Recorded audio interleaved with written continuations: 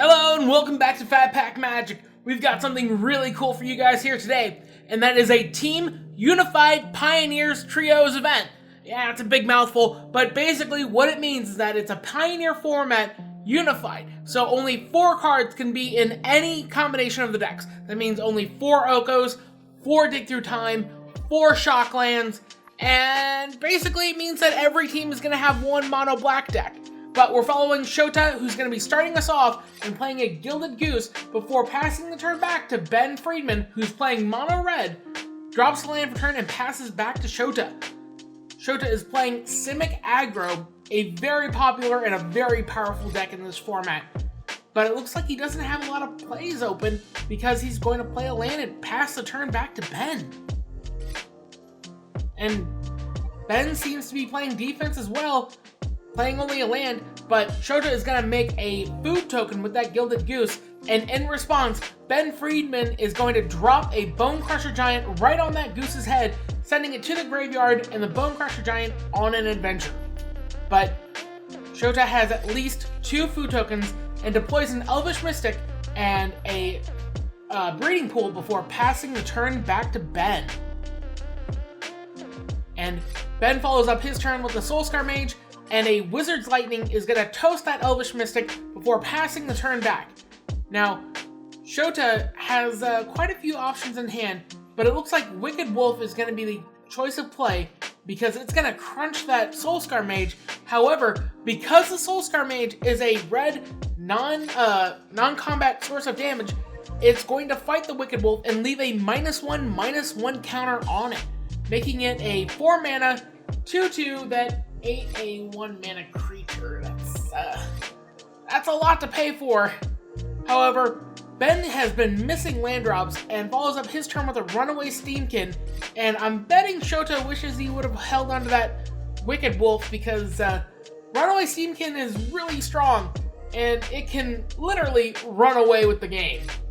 But Shota has a few cards in hand, and it looks like one is a Hydroid Crassus. Not too shabby, but he definitely wishes he had that mana acceleration on because it could draw him out of that mulligan. Here he is crashing in for 2 damage at Ben, bringing him down to 18, and now here comes the Hydroid Crassus, a nice little value, a 2/2 that's going to gain Shota a Precious Life and draw him a card, which isn't the worst thing in the world because if Ben, kills the Hydroid Crassus, Shota has at least drawn a card off of it and replaced itself with it. And hopefully he can draw himself into more outs later. I kind of think he should have played the Heart of Kirin instead, because maybe he could start crewing that thing and hopefully get more mana for that Hydroid Crassus. But he's drawn another Crassus, and Ben is really deciding on how he wants to angle out his turn. But here he goes, Ben tapping 2 mana. And here's another Runaway Steamkin, and that's going to add a counter onto the first Steamkin, and that's really dangerous because 1 Steamkin is pretty good, but 2 is really scary. Shota needs to really amp up his game plan, draw another Wicked Wolf, and get things going because, he's dealing 4 damage a turn and bringing Ben down to 14, but he needs to really amp up his threats here. And another Hydroid Crassus is going to come down, drawing him a card and gaining him another life and leaving another 2/2 in play, but he finally hit his 5th land drop and he's going to pass the turn back. Now, Ben looks like he's going to tap 1. And what do you got for us, Ben? Being really careful here. He really wants to make sure that every card is perfect. It's a Get To Lava Runner, and that's going to add a counter onto that Steamkin, and another onto the other Steamkin. And they're both clarifying that no, the Get To Lava Runner does not have haste because the Giant is in exile, and the Giant doesn't count as an instant while it's in the graveyard. It's a creature. It's only an instant while it's on the stack, and Ben swings in at Shota, dealing 3 damage, bringing him down to 19, but that's not the important part. The important part was this follow-up light up the stage at 1 red mana for the spectacle cost, adding another counter onto both of them, and revealing a land and a Bone Crusher Giant off the top. Now, Ben has access to a lot of mana here, and with a lot of mana comes a lot of options. However, he's going to remove 3 red mana from the first Steamkin, adding 3 to his pool, and now here comes a Bone Crusher Giant, crushing that Hybrid Crassus and putting a counter on each of the Steamkins, putting 1 to 1 and the other to 3, and he removes 3 counters to add another 3 red to his mana pool, a total of 4 red mana, and it looks like he's deciding on how he wants to operate on that Wicked Wolf. Now, the Wicked Wolf could maybe, in response to the Lightning Strike, eat a food token, and then in response to the other Lightning Strike, eat the other food token, but that would just give it 2 +1/+1 counters and leave Shoto with a 4/4 wolf. However, it looks like Lightning Strike is going to hit that Crassus, and it's going to add another counter onto both those Steamkins, and Ben still has 2 red mana in his pool, and he hasn't played his land for turn, so here comes a land, and that's 2 red and a land. I mean, he could cast one of the Bone Crusher Giants or use another Lightning Strike, but I like the Crusher here, because here we go, another +1/+1 counter on both those Steamkins, ramping up 1 to 3 and the other to 2, and curiously enough, that's going to be 3 red mana to deploy the other Bone Crusher Giant. And this is all on 1 turn. Ben has cast 1, 2, 3, 4, 5 spells on this turn. And here he goes, removing 3 counters from the Steamkin, casting the Bone Crusher Giant, putting 1 counter on 1, and pumping up the other 1 to 3 counters. And Shota is just facing down this incredibly deadly board. But Ben passes the turn back, and Shota deciding on whether or not, yep, he's going to eat a food token with a wolf. It leaves it tapped, but at least he has a 3/3 wolf token. And starts his turn. Now, what he really needs here is Oko. Oko would allow him to make another 3/3 creature off that food token, and let him try and get some combat math going in, and maybe save the Oko for another turn? But Shota's in a rough patch here, because he's facing down a board of 10, 12, 14, 16 damage, and those Steamkins can get pumped up pretty fast as well. Shota draws for turn, and really just surveying the field here. But it doesn't look like he drew Oko. Instead, it looks like he drew a Nissa. And Nissa, who shakes the world, is pretty good. And she's going to be able to untap one of his lands by plussing it, a forest, by plussing it up and making it a 3/3. And he's got that Heart of Kirin in there as well, so maybe now's the time to deploy it, because he can remove a counter from the Nissa and keep it as a blocker. But instead, he just passes the turn back, and I think he needed to deploy that Heart of Kirin. He really needs as much blockers as possible and just deploy as much of his hand, because here Ben goes again, removing 3 counters, adding 3 red, and there's a Lightning Strike, 3 damage at that land creature, and Shota is going to add 2 green to his pool in response, and Ben has 1 red floating in his pool, so maybe he could activate the Castle Land Breath, or maybe he could deploy another threat. But both those Steamkins are at 1 and 2 respectively, gaining a counter after the Lightning Strike on their trigger. But here's another mana tapped, using 1 floating, and a Lightning Strike pointed at the Wicked Wolf's head. And that's going to put 1 Steamkin up to 3 and the other to 2, as Shota has to decide on whether or not he can survive this onslaught and keep his Wicked Wolf. He's doing the math. There's 4, 8, 10 damage, 13, and then 4 more, 17 damage. That's a lot of damage. That's a lot of damage. So, looks like he's deciding on whether or not he's going to eat the food token, but nope, the wolf is going to eat it, putting a +1/+1 counter on it and making it indestructible. However, it taps the creature, preventing it from blocking, and that could be critical. Does Ben have another follow-up? He could use the 3 mana to use the Castle End Breath, and then maybe a shock or something to add another counter on there, and then plus up the team by, that would be an additional 5 damage?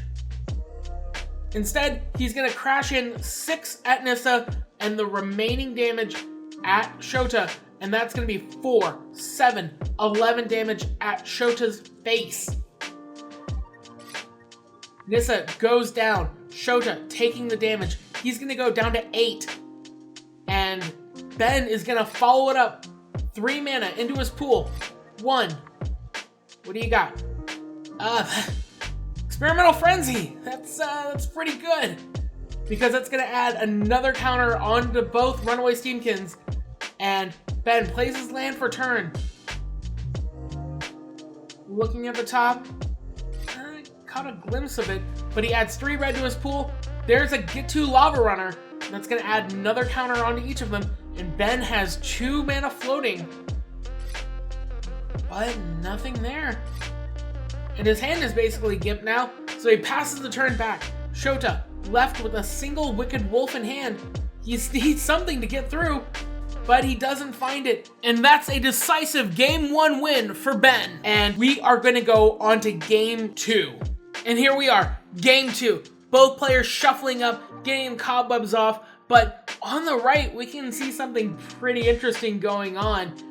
Rob Bassano is playing Simic Aggro as well, and it looks like he's playing up against Shota's teammate, Noah, who's running a, looks like an Abzan kind of deck with Siege Rhino. And it looks like Oko just turned something into a 3/3 elk. Now, this has got to be a really crazy matchup for Rob, because it looks like the board is pretty clogged, and they're still on Game 1. So here we go.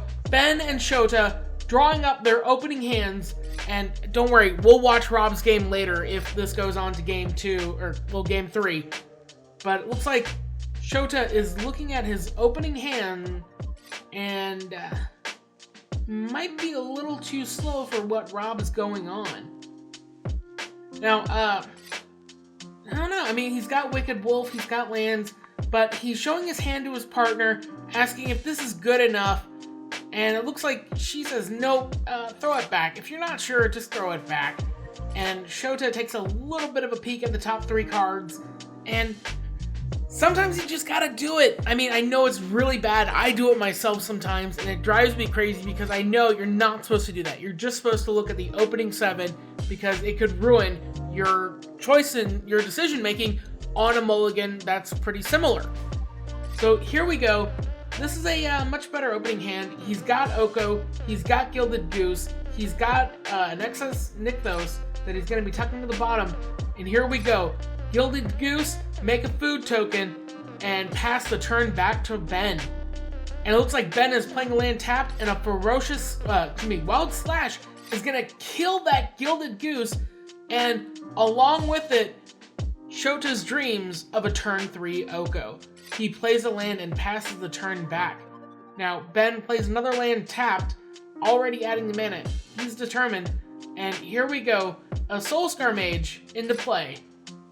But it looks like Shota has not drawn his 3rd land.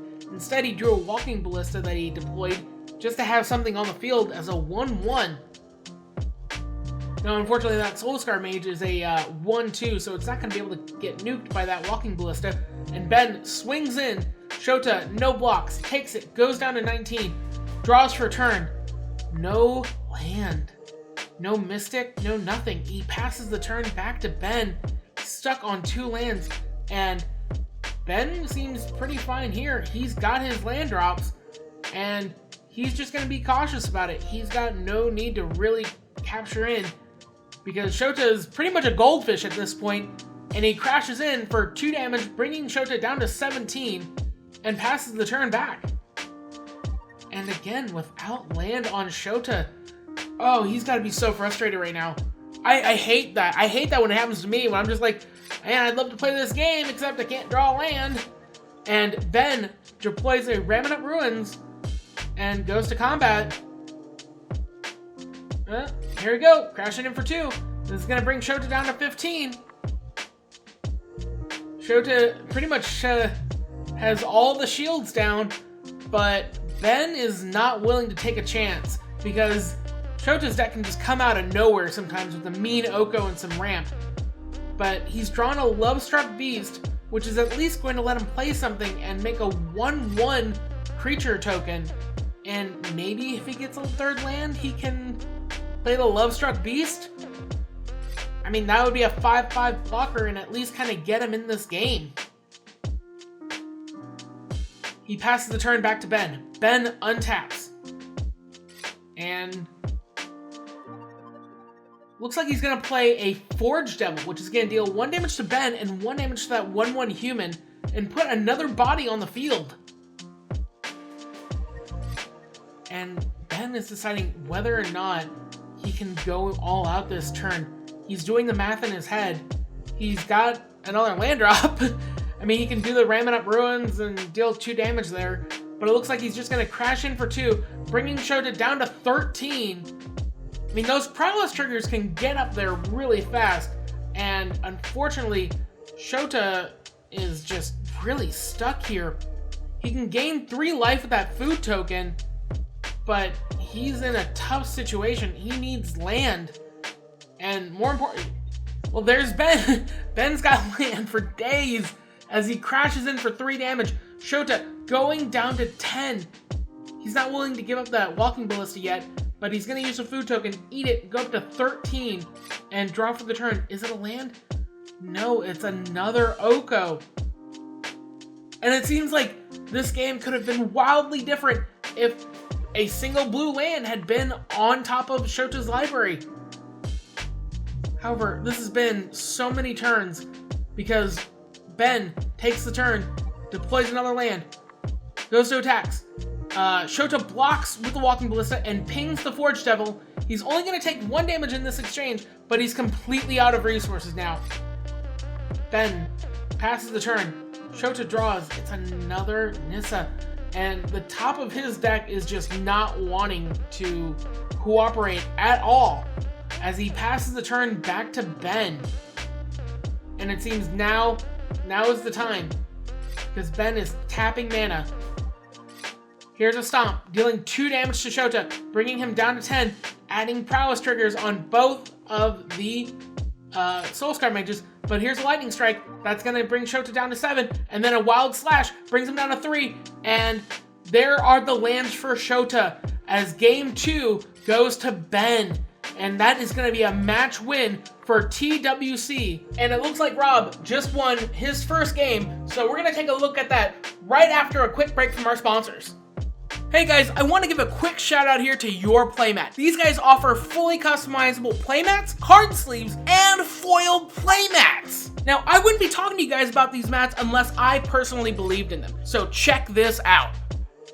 Yeah, that is the Mox Jet Altar on the Fat Pack Magic draft videos, and we put that on a mat. And here's the best part. Your Playmat believes in me and believes in my channel and therefore believes in you guys. So that's why they're doing a special discount code only for Fat Pack Magic YouTube subscribers. Put in the code PPM15 and get 15% off any playmat you order. Foil, regular, anything you're looking for. PPM 15. So what are you guys waiting for? Go make your own mats and show off your style. And we're back. Team TWC leads Mill Times 3 1-0, and Rob Pisano leads against Noah Perez 1-0. Now Rob is playing Simic Aggro, and Noah is playing an interesting brew called Siege Rhino Hero. I'll give you guys one guess to see what that deck's about. Now, it looks like Noah is really going over his hand. It might be slow, but you can't really take a chance against Simic aggro. That deck is super efficient. It's got Oko, but Noah says, you know what? Nope, we're doing it. Check land, pass turn to Rob. Rob plays out a turn 1 Llanowar Elves. That's the play you kind of want to make in that kind of deck. And Noah follows up his turn with a Warden of the First Tree. A 1/1 that's kind of like that old Kifkin, Figure of Destiny. But he passes the turn back to Rob. Rob plays a Breeding Pool untapped, taking 2 damage from this exchange. And what's he playing? It's a Jadelight Ranger. And that's going to find a land off the top, and then another Jadelight, which is going to get milled, making it a 3/2 creature that drew Rob a card. Noah draws for turn. And he's got check lands, but he really wants a shockland. However, here's a Hero of Precinct 1 and passes the turn back to Rob. Rob immediately goes in, guts Noah for 3 damage with that Jadelight Ranger, and here's a Wicked Wolf chewing up that Hero of Precinct 1 and passing the turn back to Noah. Noah passes the turn back. He's got no land. That's really not good for him. He needs to be able to deploy those Siege Rhinos. But Rob plays out his 4th land. It's a Castle Garenbrig. And tapping 3. We got, it's Oko, Star of the Shoko. And it's going to make a food token, which is going to be able to power up that Wicked Wolf. And he crashes in for another 3 damage, bringing Noah down to 14 and deploying a very hungry Scavenging Ooze and passes the turn back. But at the end of turn, Noah's going to pump up that Warden of the First Tree and make it a 3/3 with lifelink, and immediately plays a land and passes the turn back to Rob. Man, they are going really fast. It's hard to keep up. But Rob plays the land for turn, taps for 5. No. Looks like he's going to make a food token first with Oko. And now he's going to tap for 4, 5, 6, floating the mana into Castle Garenbrig, adding 6 green to his pool. Here's a Wicked Wolf. It's going to chew up that Warden of the First Tree, and it's going to make the creature indestructible by eating a food token. And now 2 green mana to, it looks like he's going to exile it with the Scavenging Ooze, making it a 4/4 creature. And now here comes the team in for 3, 4, 5, 6, 7, 9, 10 damage, and leaving Noah at 4 life. Wow. Unfortunately, Noah's land for turn is another check land, and he can't get out that Siege Rhino. And that is going to make Rob Pisano 2-0 over Noah, and that's going to be a team victory for Team TWC. And wow, that last game was super fast. And Oko's just strong. I mean, this was made before Oko was banned in the format, so I kind of understand why it was banned now, but I do miss Oko. So that's it for us this time on Fat Pack Magic, but stay tuned because we got more Team Unified Trios for the Pioneer format coming soon. And we've got Vintage Cube, we've got F&M Pioneer stuff coming. So make sure you subscribe, tap that like button, and hit that notification bell to see when I come out with new videos. We've also got behind the scenes footage on Instagram, and if you like this content and you want to support it, check out the links in the description below. I just revamped the Fat Pack Magic Patreon, so now there's grab bags, signed unstable basic lands, and exclusive playmats that you can't get anywhere else, because these Mox Jet playmats aren't sold in stores or online. They're exclusive only to the Fat Pack Magic Patreon. But until next time, may all your packs be fat.